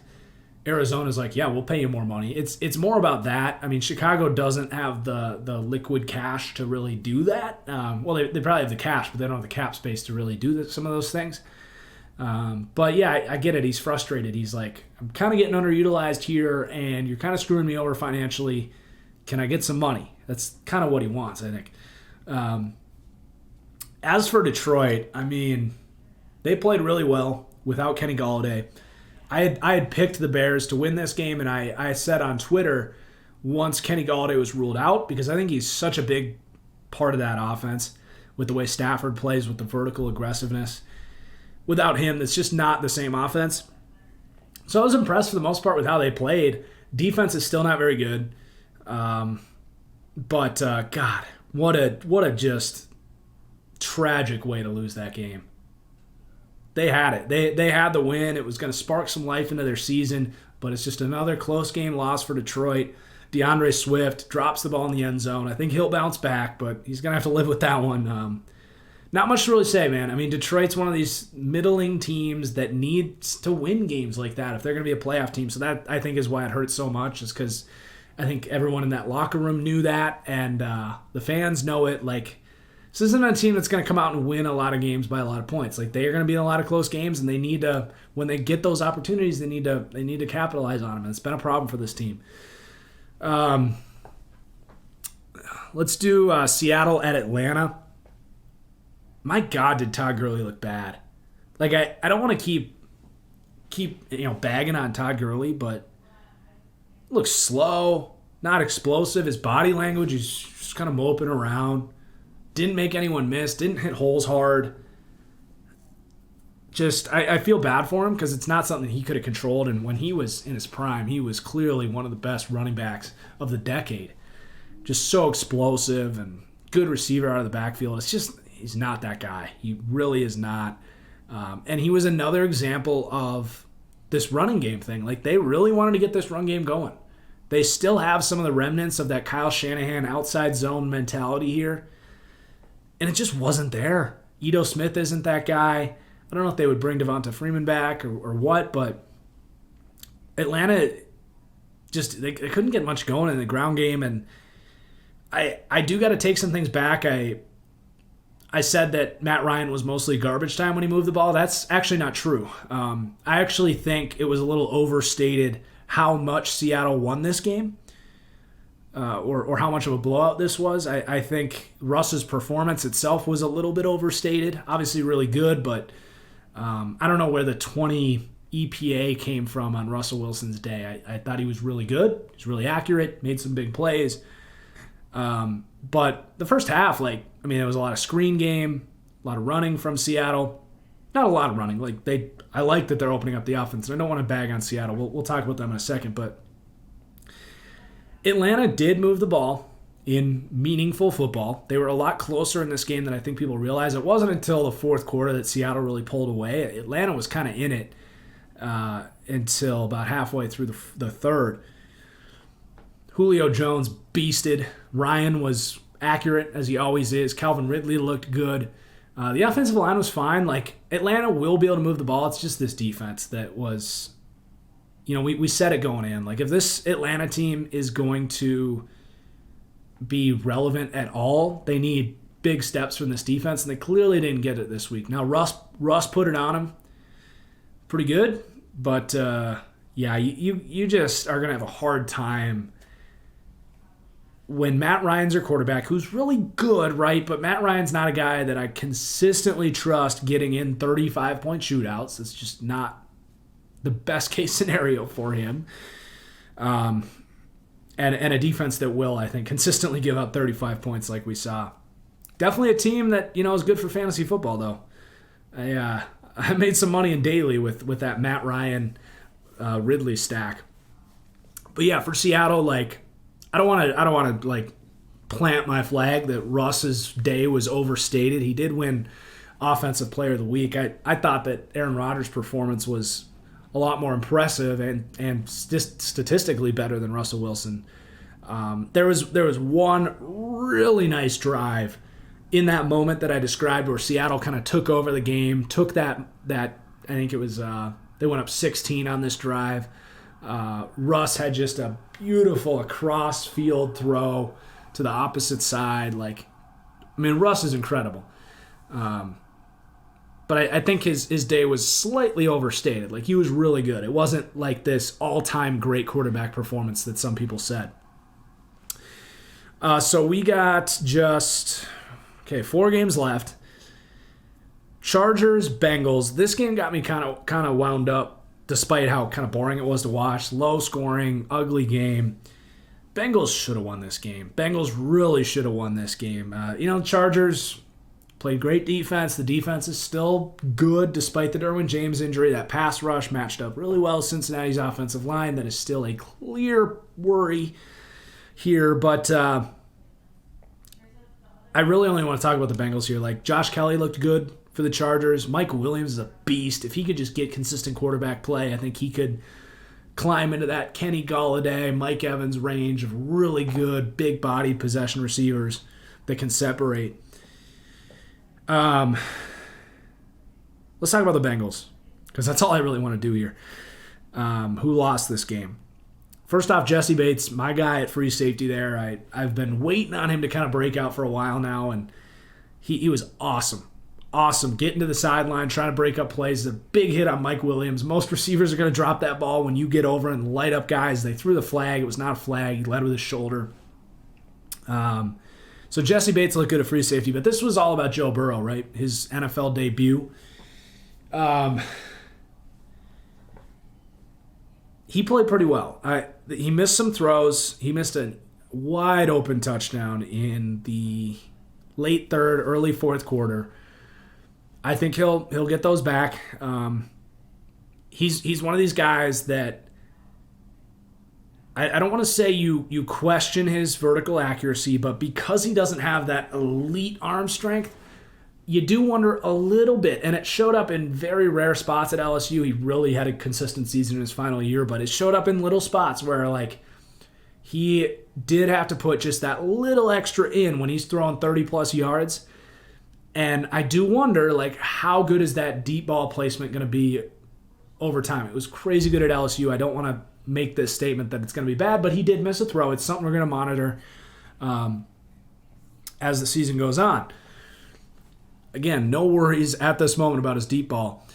He didn't have a whole lot of opportunities. The pass rush was getting home, and he was really starting to click. And keep in mind everything we said about COVID. When you're a rookie, like, this was his first NFL action. All he had was practice against his own team at this point. This is his first NFL action. Definitely came out slow. They were kind of protecting him a little bit early. A lot of running, a lot of short passes, a lot of screens. But they opened it up in the second half, and you really saw some brilliance there from Joe Burrow. There was some unfortunate things that happened in this game. So I want to talk about those things in just a second, but I do plan on doing a Joe Burrow film room tomorrow before the game. Hoping I can get that done up here on YouTube. But yeah, he was really starting to click in the second half. They were moving the ball almost at will against that Chargers defense, but they get the ball in the third quarter. Joe Mixon fumbles. And the announcers made it very clear. Joe Mixon never fumbles. Joe Mixon never fumbles. Joe Mixon never fumbles. I said it like 4 times. It's true, though. But that was a huge fumble. Turning point in the game. Bengals had all the momentum, and Joe Mixon just coughed it up, and all of a sudden the Chargers had it in Bengals, deep in Bengals territory. Like, this was right after a kickoff. So I think the Chargers capitalized on that. And then the next drive, Burrow's driving. And this one was on him, but something that he'll never do again. He'll never make the mistake he just made. He's trying to do too much. He wants to be the hero. He's scrambling after a screen play, and Melvin Ingram, to his credit, made a hell of a play to stay with the running back, and Burrow got the idea to shovel it, and Melvin Ingram kind of shrugs off the back and makes a pick. A mistake that Joe Burrow will never make again. Rookie mistake, it happens. Not going to overreact to that. Just unfortunate. Hurt this team's ability to win that game. So it's 2 turnovers late in this game while really they're outplaying the Chargers. Now, to Tyrod Taylor's credit, he had turned things on as well and was moving the ball. So things were starting to get interesting late in this game, but the turnovers very much in favor and fluky turnovers at that with a fumble and a pitch, screen, blah, blah play. It's not like the Chargers were getting home on a pass rush and Joe Burrow was getting hit and popped it up. Like, no, it's just kind of fluky, stupid stuff. And then the Bengals get a huge stop. Credit their run defense. A huge stop on like 3rd and 1. Blew up Josh Kelly. Force a punt. And Burrow, beautiful drive. And I got to give, like, there's no fans there to really inspire the enthusiasm. But, God, if you have Game Pass and you haven't watched the last drive from Joe Burrow there, I was so into it. I was on the edge of my seat just by myself, like watching this game, like, come on. And Kevin Harlan, like the best color commentator, or play-by-play commentator. Color would be like Tony Romo with the analysis. But Kevin Harlan's like, I'm just going to do him a disservice. Just if you can, watch it. And maybe I'll even include an audio clip in my film room tomorrow. But Kevin Harlan's just into it, like he always is. Joe Burrow's shoo, looking like Tom Brady out there.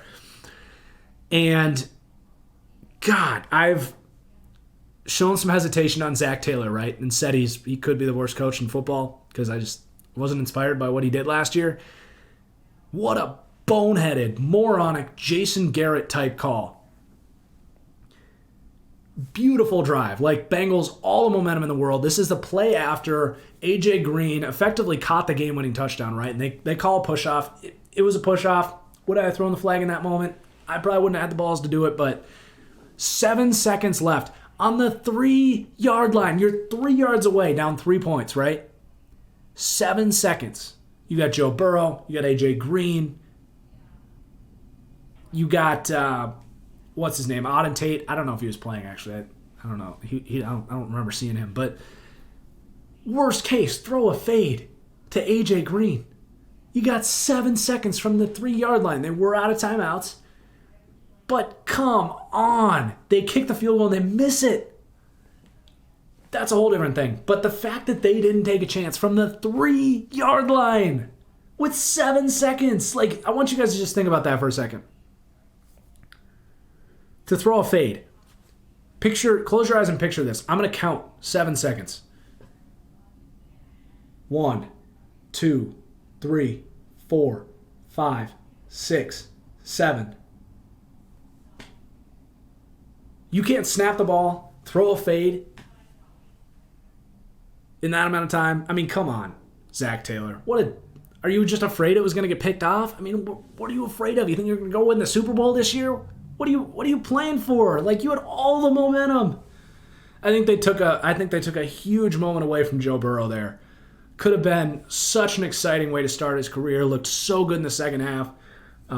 Missed one deep throw that could have been a difference maker in this game, and had the one rookie mistake. But I was excited watching Joe Burrow, and we get to see him again on Thursday here against a hapless Browns team.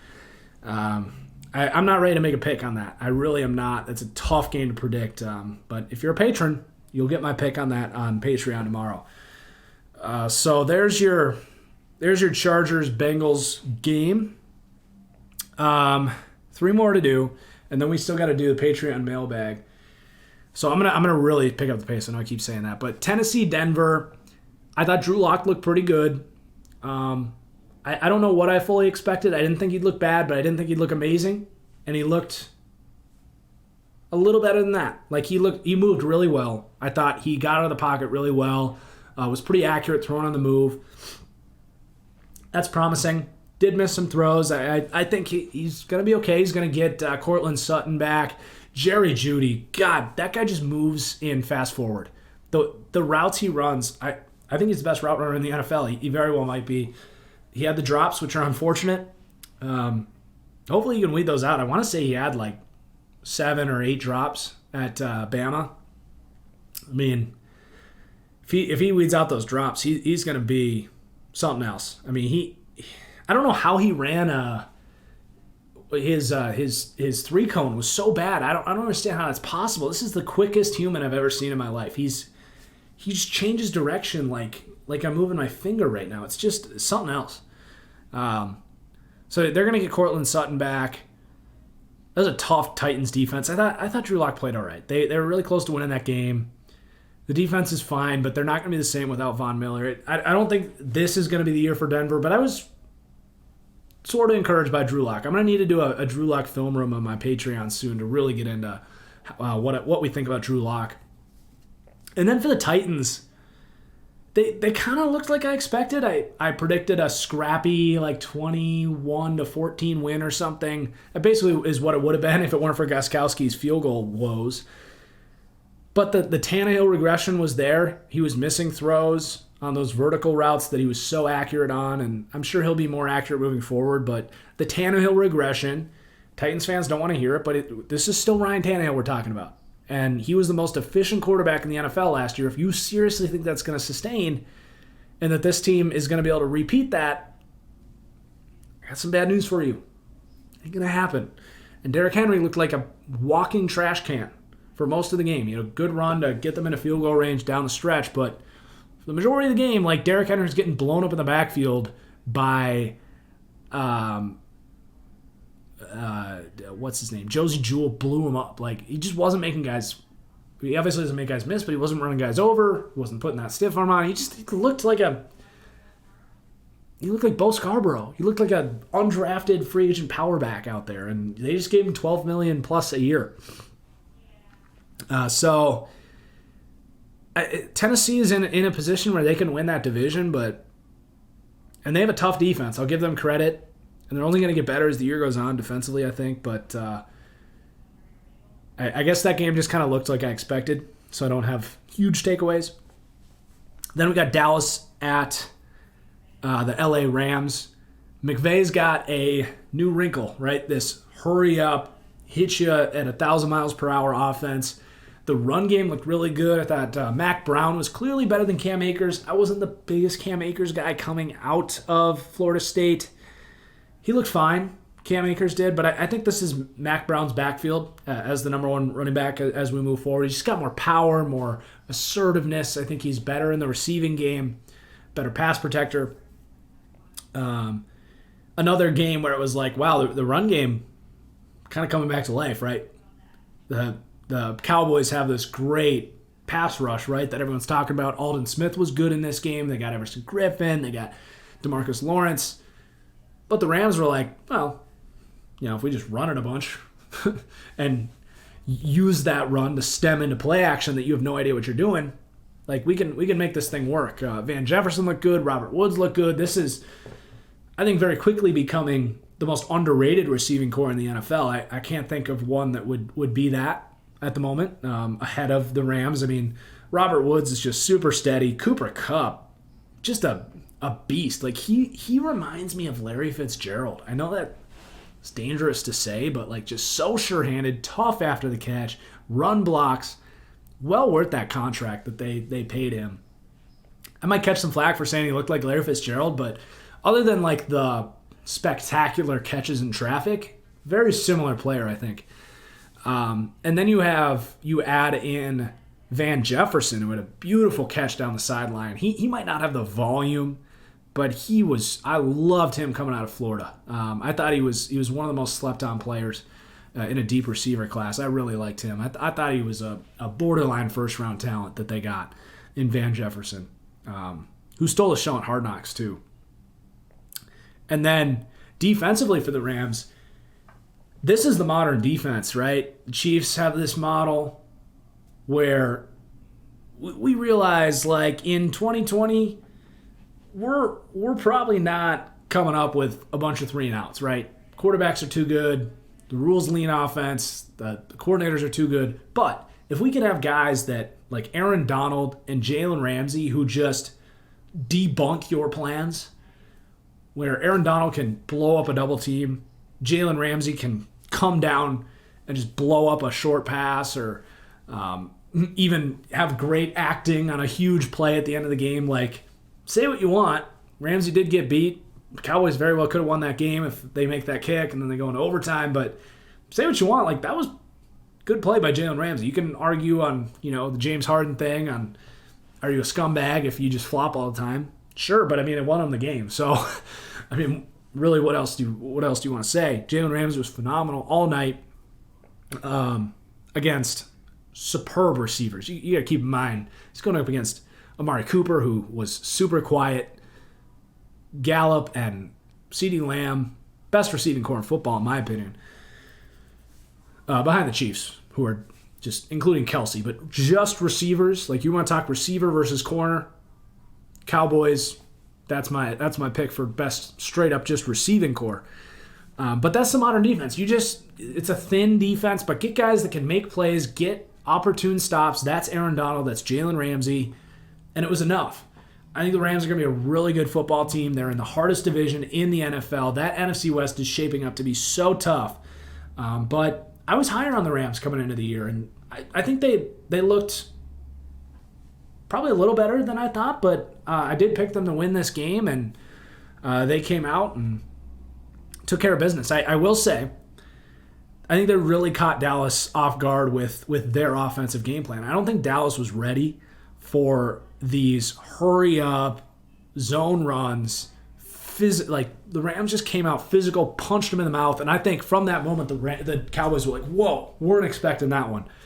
I think for the most part Dallas played pretty well. I think this was more about the Rams just having a great game plan, Sean McVay doing his thing. The play calling was just, Sean McVay got back to why we liked him so much in that Super Bowl run. Such good play calling. They got those play action screens going. They neutralized Dallas's pass rush so well. Jared Goff too, like, it's so true that he is just an extension of Sean McVay. Like, if Sean McVay had Jared Goff's body, he'd probably be like the best quarterback we've ever seen. He'd be like Joe Montana. He'd be Tom Brady, Aaron Rodgers. The mobility wouldn't be there, but like, Goff is accurate. Like, he's got the arm talent. He's not slow, right? He can move a little bit. But Sean McVay just lives vicariously through Jared Goff, and it works. So I think the Rams are setting up for a good season. I don't know what their ceiling is, but if the Niners are coming down, if the Saints are coming down, I think there's a good chance the Rams can get back to being there with the the Packers, Seahawks, Niners, Saints. That, it's, things are shaping up. I think the NFC is more open right now than we maybe thought heading into the year. And Dallas too, like they could get things moving, but it just comes back to Dak. Like, I don't want to shred him because he made a beautiful throw that should have set up overtime, and he played pretty well. But the fourth down attempt, people are putting that on Mike McCarthy. The analytics say go for it. 4th and 2, you have all of these receivers. You don't know if you're going to get back into scoring range again. You don't know if you're going to come up with a stop. You've been giving up big chunk plays all game. Go for the win. That's why I was so mad about the Bengals. Sure, you could have kicked it, but, I mean, I have no problem saying, Dak, get us 2 yards, please. Like, let's take the lead. Let's win this game. And pre-designed play, the Rams cut off the crossing route, right? It's kind of a pick play design where they had, I think it was the tight end, or I don't know, I'd have to watch it back, but they had someone running a little hitch to draw in the linebacker, and then they were going to have that basically pick off and have the crossing route come under that. Well, the Rams defense, to their credit, blew that up and forced, actually you're supposed to go over the hitch. Regardless, they blew up that hitch, and it forced, was it Lamb? I think it was Lamb, because everyone was like, oh, rookie ran the wrong route. Well, what happened was, and there's no pressure on Dak Prescott, by the way, but there's a hitch, and Lamb's supposed to run this at the first down marker and get the first down, right? Well, there's nowhere for him to run, right? If he tried to do that, he would have run into the 2 defenders jumping to cut that hitch off. So Lamb, based on where the players were, he didn't have time to go all the way around. He was designed quickly to get open, so he goes underneath, right? What did you? People are like, oh, it's a rookie mistake. What do you want him to do? Run like Danny Phantom his way through 2 defenders and stay on the first down marker? So he gets pushed under his route, and then good play by Jordan Fuller, a rookie safety, to come up and make that tackle. But that's the thing with Dak, right? It's always something. It's always, oh, the rookie ran his route short. Don't throw the ball short of the sticks on 4th and 2. Like, maybe that's overthinking it. And then on the game-winning drive, like, it was step, check down, step, check down, step, check down. And then finally when he absolutely had to, mentally he had no choice but to take that long shot. And it was there. There's no doubt about Dak's ability to throw the ball downfield, right? But it shouldn't have had to come down to that moment. They were running out of time. My thing with Dak is he just doesn't create. He doesn't show up in those big moments. It's why I bet on the Rams, and it played out perfectly. Huge 4th down. He gets locked into, this is what I'm supposed to do. I'm supposed to step back. This is my read. CeeDee Lamb's going to come open underneath. Oh, he got bumped off his route. That's all right. I'll throw it anyway. That's not elite quarterback play. Elite quarterback play is drop back. Oh, shoot, he got bumped off. Let's go find someone else. Let's manipulate this pocket. Let's create. Let's get this first down. That's not what Dak does. So don't put it on CeeDee Lamb, who gets bumped off his route because he's a rookie. No, that's on Dak Prescott. Don't throw the freaking ball short of the sticks when the game's on the line in the 4th quarter. Create. He doesn't do it enough in those big moments. And that's my thing with Dak. Again, like with Josh Allen, like really good quarterback, Dak Prescott. But if I'm paying a guy that, $40 million like Dak wants, I need a guy that's going to make those plays late in the game. I do, and I think Jerry knows it. Cowboys will still probably win this division because the Eagles are just in an avalanche downhill right now. But, this is a burner of a podcast. We got one more game here, and it's Pittsburgh, New York Giants. I can get through this thing pretty quickly. I mean, Daniel Jones, so predictable. Move the ball well, right? Daniel Jones truthers. No one is denying that Daniel Jones surprised us with his ability to be accurate downfield, to make big plays, to be mobile. No one's denying that. Like, I've admitted it 10,000 times. This is not a pre-draft bias thing. Yes, I had a 2nd-round grade on Daniel Jones. Yes, he has looked like a much different player than I expected.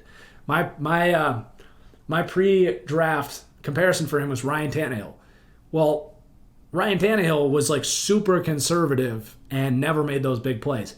That's not Daniel Jones. Daniel Jones is Ryan Fitzpatrick. He's Jameis Winston. That's who he is. He is vertical eyes, no pocket presence. Like some of the worst pocket feel I've ever seen in my life. Like he, for better or worse, doesn't give a rip about what's happening in the pocket. And a lot of times that's for worse. And that's why you get all these turnovers, because you get throws impacted, like that pick late in the game. Like they're driving, they're trying to win the game, and he doesn't feel, was it Bud Dupree, like closing in on him. Some people are probably like, oh, we got hit while he threw. It's not his fault. Are you kidding me? Yeah, that's his fault. Like, don't try to throw the ball when you have a 260-pound defensive end breathing down your neck, but he had no idea he was even there. That's Daniel Jones' problem, is he's just a fearless quarterback. Sometimes it looks great. Sometimes he's going to throw for 300 yards, but that back-breaking interception in the fourth quarter loses you the game. So you get all these Giants fans like showing you a highlight reel where he makes all these great plays and you show them the stat line, but that doesn't win football games. You got to make plays when it matters against the Steelers on Monday Night Football. As for the Steelers, was really worried initially because Big Ben did not look good. He did not look comfortable. He didn't look like he had his arm back, but he got going. Looked kind of like the Big Ben that I was predicting, which is not old Big Ben, diminished Big Ben with less arm talent, less mobility, but a quarterback that can hang in the pocket, throw the ball downfield, make the right reads, execute this short to intermediate passing game. And we'll end this with what was kind of a surprising take for me that I said on Twitter. I said that the Steelers, believe it or not, coming from me, I think the Steelers would really benefit from an elite running game. And Steelers fans immediately were like, did you see how Benny Snell played? Yeah, I saw him. He's fine. He's James Conner. He can make a guy miss on a screen and turn what should have been 3 yards into 6 yards. Like, sweet.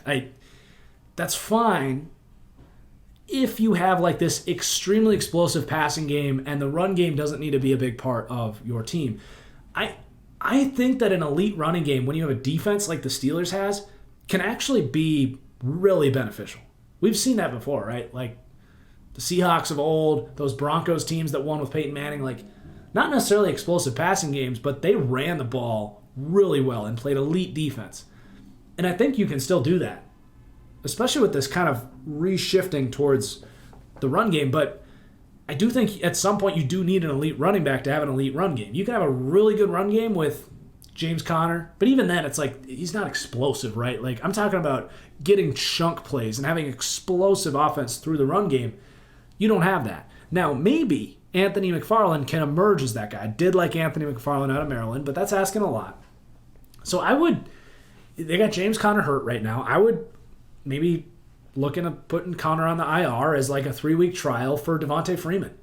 I mean, see if he's got any juice in the tank. I don't think it could hurt. I think if the Steelers could have some more burst and explosiveness in the run game, I actually think that this would be much more of a Super Bowl contending team, which I never thought I would say that. Like, they're a running back away, but kind of feels that way. Like, I just think that when you're going to have that short to intermediate passing game, if you can get the guy out of the backfield to be that big of an issue, whether it's in the run game or like an Alvin Kamara in the passing game as well, can really set you over the top.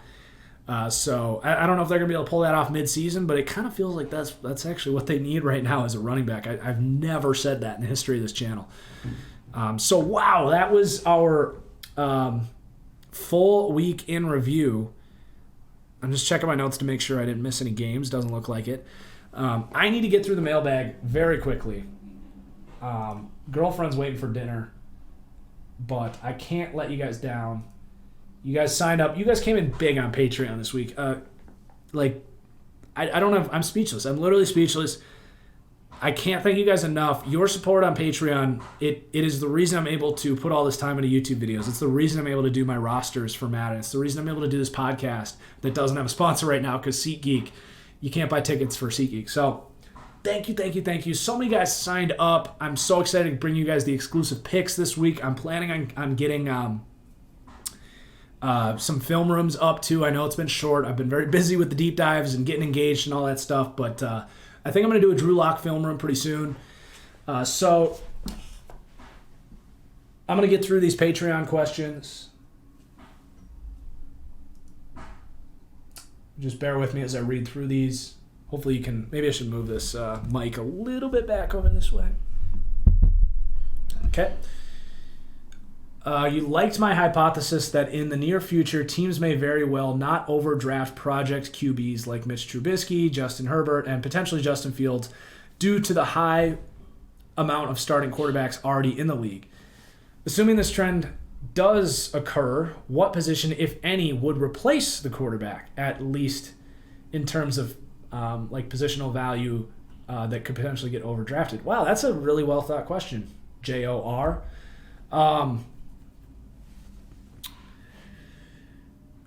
I think cornerback is trending upwards. So basically the question is like, there's so many good quarterbacks, both coming out and in the league right now. You can go and sign Jameis Winston. You can bring in Marcus Mariota. Is that better than drafting a project guy like Justin Herbert, Blake Bortles, Mitch Trubisky, potentially Justin Fields? Or is it better to go get Teddy Bridgewater, who, as we're seeing right now, like this is playing out in front of our eyes. Like you can go get Teddy Bridgewater off the street, who's a better quarterback than Justin Herbert. If you, like right now, if you disagree with that, check your eyes. Like you might need a new prefrontal cortex or whatever. That's a really good question. I think quarterback's such a different animal. I don't know if there's one position that would overtake things. I think cornerback is on the rise. As far as positional value, we just saw Jeff Okudah go third overall. Linebacker is climbing. But I think you would just see the truly elite prospects. They say there's about 20 first-round prospects in each draft. It obviously varies. But you'd see them getting pushed up.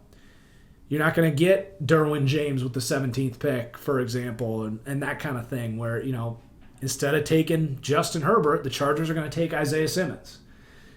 It's just going to push everything back. Which, man, Chargers probably wish they had Isaiah Simmons right now with Derwin James hurt and Justin Herbert sitting on the bench. From Loomer Cooper, who are the best backup QBs in the 2020 NFL season? I go straight to Jameis Winston. Like or love his tendencies. The talent alone makes him that good. You're going to look at the rookies. In my order, I would have Tua 1 for the 2020 season. I think Tua right now is potentially the best backup quarterback in the league. Ceiling is a question mark there. Then you're looking at Jordan Love, Justin Herbert, potentially good, backup quarterbacks this year. Even Jalen Hurts could be interesting. Beyond that,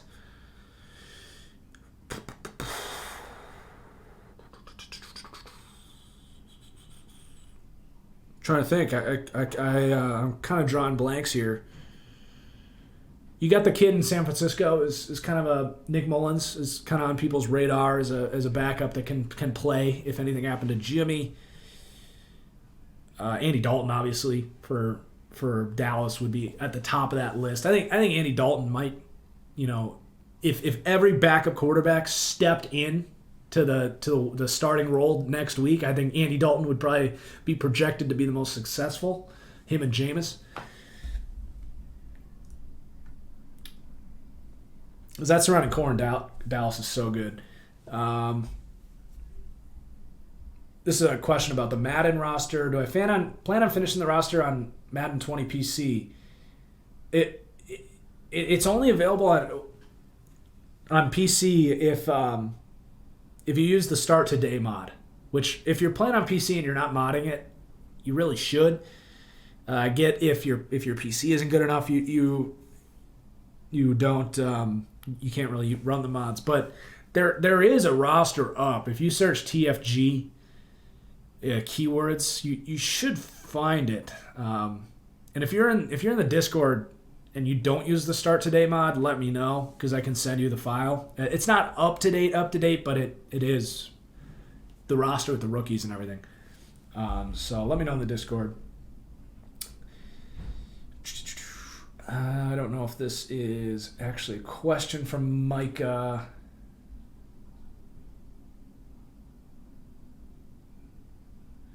All right, that I'll have to get back to. How impressed was I with the Pats' running game being a focal point and Cam's performance all around? I kind of talked about this. I mean, I don't know if I really need to go back over it, but I think they have a good plan on offense, the Patriots. It's going to work when you're playing the Dolphins. It's going to work when you're playing the Jets. It's going to work occasionally when your defense really steps up against better teams. But I just think that they have the lowest ceiling of any offense in the NFL right now until Cam really proves that he can open that thing up down the field. And it's not just Cam Newton, right? Like the receivers aren't good getting downfield either. It's a really nasty combination of Cam not being accurate in the deep passing game until proven otherwise for me, and lack of talent. So I liked how they got things going. But again, you can't play the Miami Dolphins every week. We'll see how they look against Seattle. From Brandon. Colts defense obviously struggled Sunday. I was curious what you thought the issue was from what you saw. A lot of people complained about run defense and cornerbacks, even saying that Matt Eberflus should be fired. All right, you should not be a Colts fan. Matt Eberflus is one of the best defensive coordinators in the league. That's an overreaction. I mean, they were right in this game. If Phillip Rivers doesn't throw those picks, they very well could have won that game. I think the Colts will be fine. I do wonder how high the ceiling is for that defense.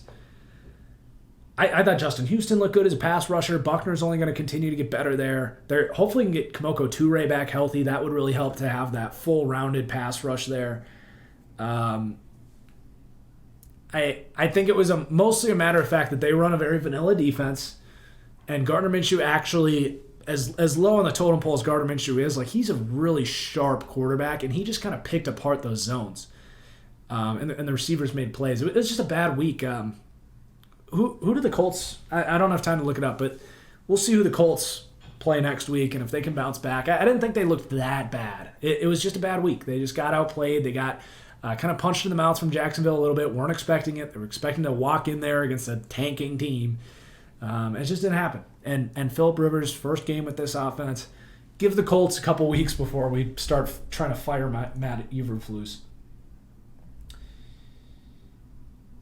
Feels like every week there's a high-profile player requesting a trade or a new deal, much more than in the past. I definitely agree.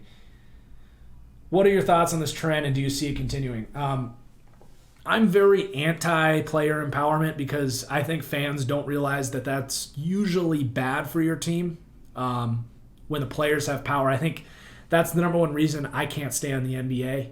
It's all about the players and what team they want to group up with and who they want to play with. Granted, the NBA is much more about having superstars than the NFL. I think there's room for it. I think there's room for, Jalen Ramsey to say, look, I'm the best corner of football. Can you either pay me or trade me to someone who will? I think there's room for that. I think there's room for certain things that are justified, but like Leonard Fournette, GTFO. I'm not going to swear on this, but I really want to. Like, Leonard Fournette, get out of here. Like, are you kidding me? Dude, you're so overrated. You've done nothing but disappointment. We drafted you 4th overall, and we're paying you the 4th best running back in the league. Like, you're not Jalen Ramsey. Would you just shut up and play? That's the way I feel about some of these players with this player empowerment. And I love that Jacksonville was like, all right, we don't need you. You're replaceable. There's a reason we haven't paid you. Yannick Ngakoue, same thing.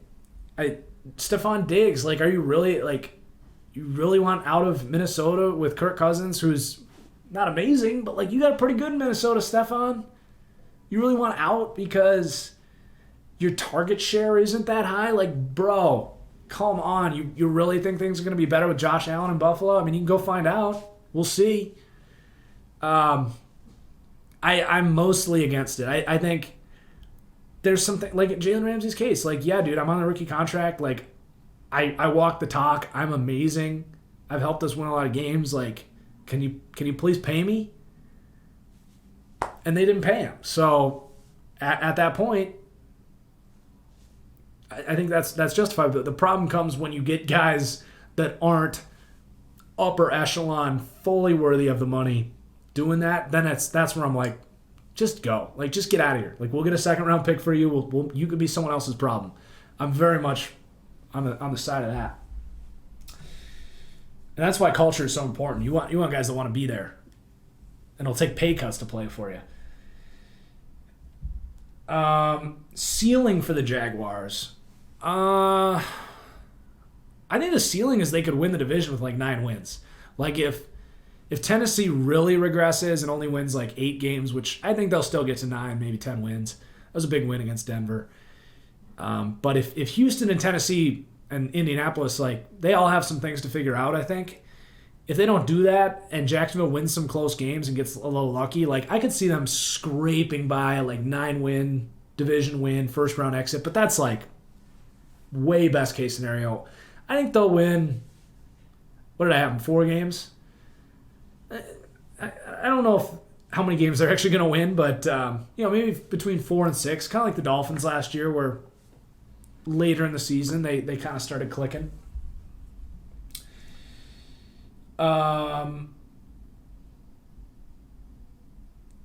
That's just a question about when my picks are coming. The picks are coming tomorrow afternoon on Patreon.